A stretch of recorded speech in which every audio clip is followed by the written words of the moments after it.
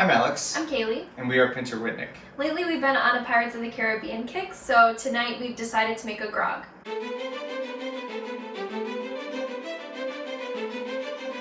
To start off making this drink, we'll need some fresh squeezed lime juice, so we're going to go ahead and juice a couple limes for our 1 ounce of lime juice.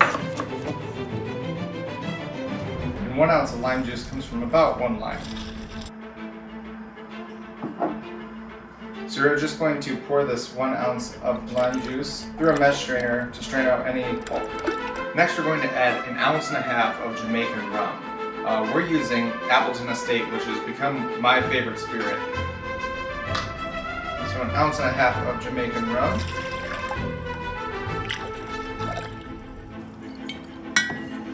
Next we'll add a tablespoon of sugar. Then we're going to add 4 ounces of water.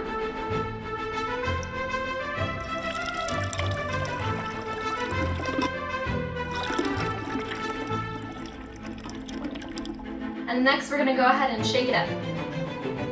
And because there's fresh lime juice in here, this is going to want to foam, so you're going to want to make sure that you get a good feel with your shakers.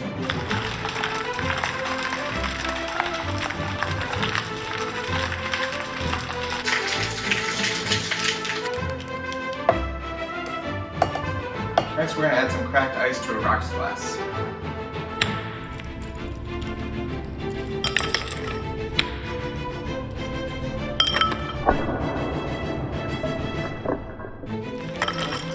And finally, we'll pour the drink right into our rocks glass.